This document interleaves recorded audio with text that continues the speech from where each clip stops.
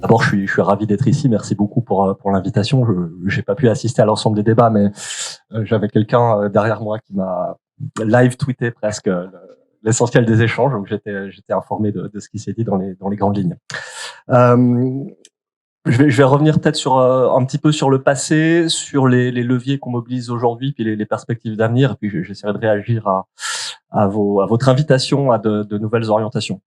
Je voulais prendre quand même 2 minutes pour revenir sur le passé parce que c'est important pour comprendre où on en est et sur quelle base on peut construire de nouvelles politiques publiques. Je vais pas redétailler les jardins solidaires, ça a été évoqué, mais quand même en un mot, dire que du point de vue de l'État, ça a été une forme d'expérimentation extrêmement utile, qui a commencé petit, qui a grossi et qui a trouvé à l'occasion du programme Mieux manger pour tous un nouveau souffle. J'y reviendrai, mais je crois que c'était l'occasion de faire la preuve qu'il y avait un modèle qui fonctionnait en termes de fonctionnement économique des jardins, en termes d'insertion, en termes de lien avec les personnes bénéficiaires de l'aide alimentaire. Enfin voilà, je reviens pas sur tout ce que vous avez pu présenter un petit peu plus tôt, mais c'est quand même un socle extrêmement important, et y compris dans la logique de payer pour voir.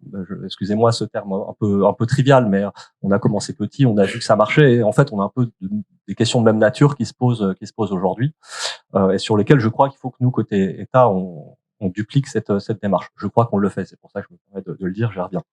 Et puis peut-être autre élément du passé, du passé récent, c'est aussi des choses qui sont passées autour du réseau Cocagne, et je pense en fait au réseau de solidarité et d'aide alimentaire, où je le dis sous le contrôle de Barbara, mais en 4-5 ans, la question de la façon dont vous vous approvisionnez, les enjeux de durabilité des approvisionnements, de sécurisation des approvisionnements, de qualité des approvisionnements nutritionnels, etc.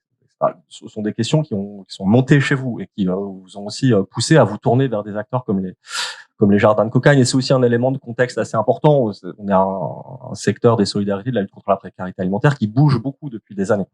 Et c'est aussi à la fois extrêmement stimulant.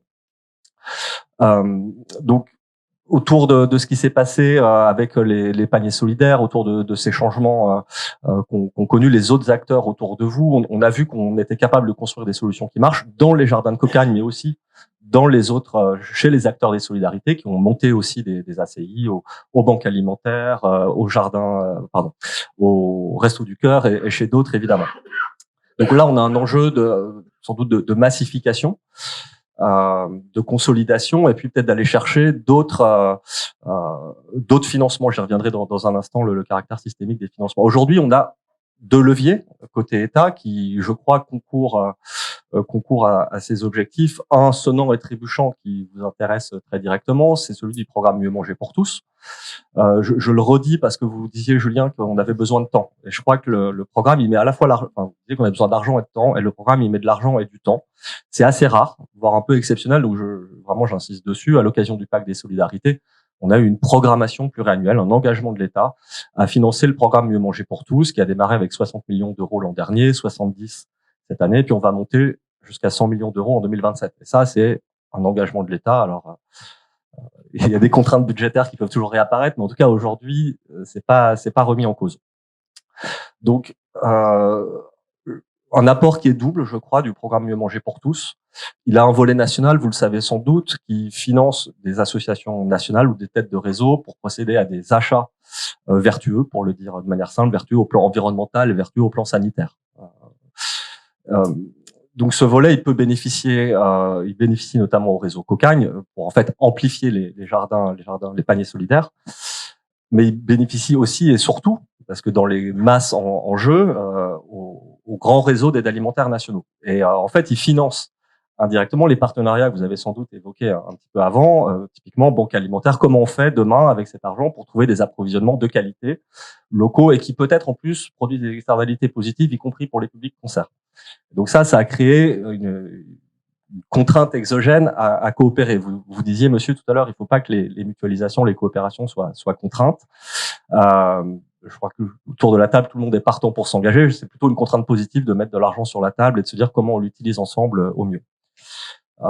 Et donc ça, c'est le volet national. Et puis il y a le volet local. Donc aujourd'hui, là en 2024, c'est 40 millions volet national pour des achats directs, et puis 30 millions pour financer des projets qui sont sélectionnés au niveau régional et qui là aussi peuvent financer des nouvelles façons de faire. au-delà du strict modèle qu'on vient d'évoquer des jardins solidaires, on évoquait ce qui se fait à la Réunion. Je trouve que c'est extrêmement intéressant parce qu'en fait, on trouve le même type d'alliance production agricole, solidarité alimentaire. Ça passe pas par une ACI, ça va directement avec les producteurs, mais on répond un peu à la même question de comment à la fois on s'approvisionne durablement, on gère les surplus, on gère la transformation, on apporte du revenu et du revenu à valeur ajoutée pour les producteurs. Donc voilà, le volet local, il va continuer à grandir, le volet national aussi. Les deux ensemble vont être portés à 100 millions d'euros. Donc ça nous donne du temps et de la visibilité. Je crois que c'est important. Alors, qu'est-ce qu'on en fait de ce temps et de cette visibilité? J'identifie quelques enjeux, mais je crois que vous les avez déjà largement balayés. Celui qui m'interroge le plus, c'est celui de construire des politiques publiques systémiques. Enfin, qui m'interroge. Il me semble être le plus grand défi. C'est pas simple, je le dis là en termes de témoignage personnel dans l'État, de dépasser la politique agricole du ministère de l'Agriculture, la politique sanitaire du ministère de la Santé, les politiques solidarité que je représente aujourd'hui, la cohésion des territoires. Enfin, avec un regard tout petit peu distancié, le ministère de la Santé et le ministère de l'Agriculture sont pas d'accord du tout dans la préparation de la SNAC. Voilà. Parce que c'est pas nouveau, c'est des débats anciens et qui continuent à se faire jour. Je vais pas apporter de réponse aujourd'hui sur comment on transcende ça. Je reviendrai un petit peu peut-être en reparlant de la SNONG parce qu'il y a peut-être une opportunité ici. En tout cas, l'État s'est mis en situation d'avoir une approche systémique. Là, on est en train de digérer nos contradictions internes. On n'en est pas sorti, ça prend du temps. L'autre enjeu, au-delà des politiques publiques systémiques nationales, alors quand je dis systémique, c'est qui intègre vraiment toutes les dimensions sociales, sanitaires, environnementales, cohésion des territoires.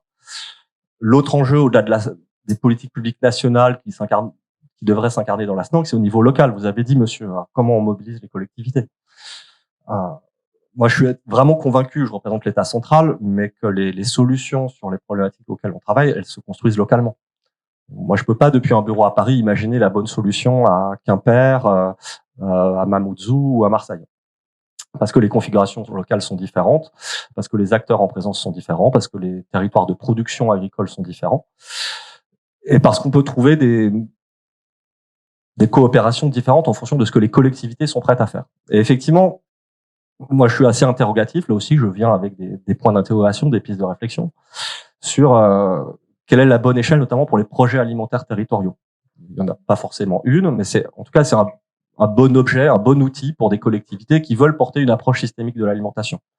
Et c'est foisonnant. En plus, on voit avec l'apparition, vous en avez sans doute dans vos jardins de cocagne, en tout cas dans les territoires sur lesquels vous intervenez, des élus municipaux à l'alimentation. C'est nouveau. Et pour peu qu'ils aient une fibre un tout petit peu sociale, on peut intégrer les problématiques qu'on porte ici tous ensemble aujourd'hui. Mais pour autant, le chef de file de l'action sociale, c'est le département. Alors, on a quelques PAT départementaux. Moi, ça me semble être une très grande échelle. C'est des objets qui sont récents. On n'a pas encore beaucoup de recul. Et puis, on a un acteur qui est la région aussi, en termes de formation. Vous parliez des chantiers écoles, monsieur, qui est un bon modèle alternatif, pas par opposition, mais alternatif aux ACI. Les régions, ils prennent une place forte. Et j'ai vu des chantiers écoles en matière d'insertion vers les métiers de la logistique très, très performants. Et les régions, on les a vus intervenir au moment de la crise sanitaire. En tout cas, 2 régions ont fait des achats de denrées directement au profit des associations d'aide alimentaire. Donc, elles ont aussi un intérêt en tant que chef de file de l'action économique. Donc voilà, je le pointe avec beaucoup de points d'interrogation.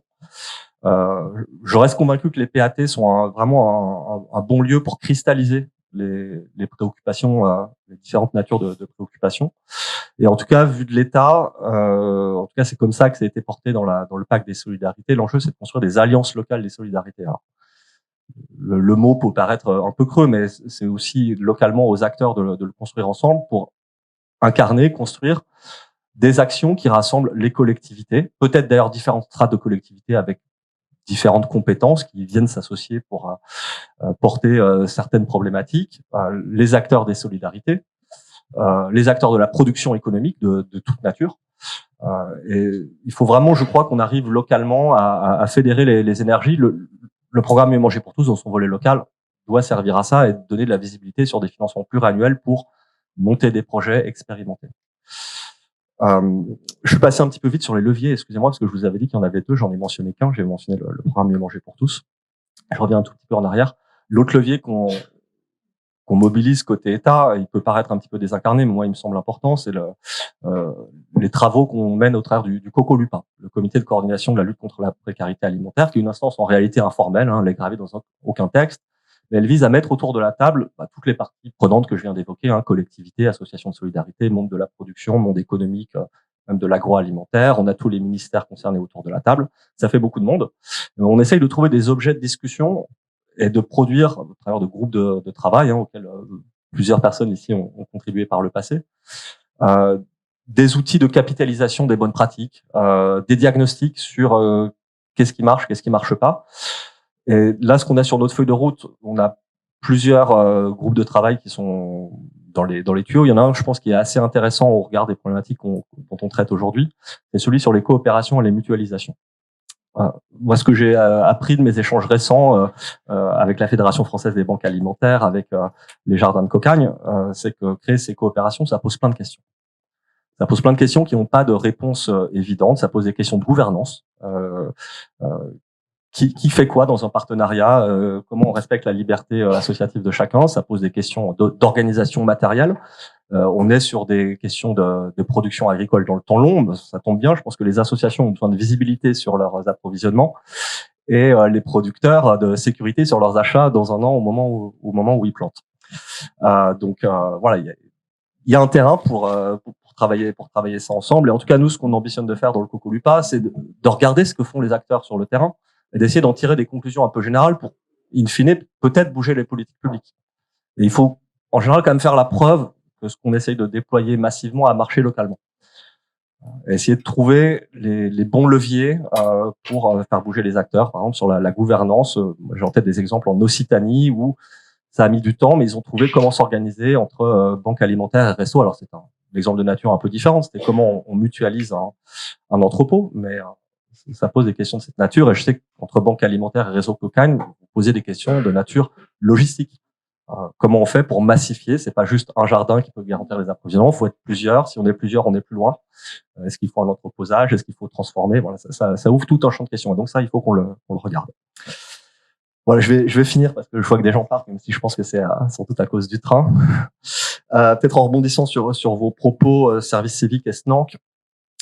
Service civique, moi j'y vois en fait un nouveau levier à l'instar des contrats aidés. Voilà, on peut se le dire de manière un petit peu triviale, mais il y a des besoins dans le secteur non-profit, non lucratif. Notamment pour faire de l'ingénierie, pour traiter de toutes les questions que je viens d'évoquer quand on monte des projets de coopération entre acteurs. Donc c'est effectivement un vivier très important. L'autre question, c'est celle de la SNANC. Honnêtement, je ne sais pas du tout ni quand, ni sous quelle forme elle va sortir. Au regard de ce que vous avez dit, Julien, peut-être voir une bonne nouvelle dans le fait qu'elle soit pas sortie. Ça veut dire qu'il y a encore de la place. Pour y passer des idées. Moi, ce que je constate, c'est que le collectif des acteurs qui sont intéressés pour pousser cette vision, il s'est agrandi. Et sans faire injure au réseau de Cocagne, si vous avez les Restos du Cœur et les banques alimentaires avec vous, l'argument il a plus de poids dans l'espace public.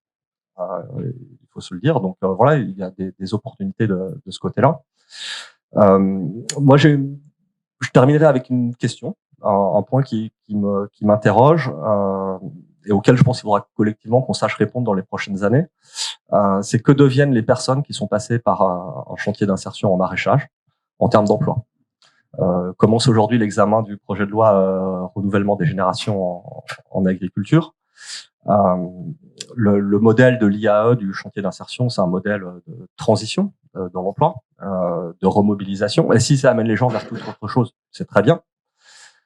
Mais si on veut structurellement, et je crois que c'est ce à quoi tout le monde aspire ici, essayer de transformer les relations production-consommation alimentaire, il faut peut-être qu'il y ait des débouchés aussi dans l'emploi agricole. Alors, je pense, moi, ça me dépasse très largement. Je pense que ça dépasse un petit peu tous ceux qui sont ici, mais je pense que c'est un peu la prochaine frontière dans ce débat sur comment on peut faire la preuve que l'IAE alimentaire rend des services systémiques. Je pense qu'une des questions centrales, c'est de montrer qu'elle répond aussi à la transformation du monde agricole à laquelle on aspire. Voilà, merci beaucoup.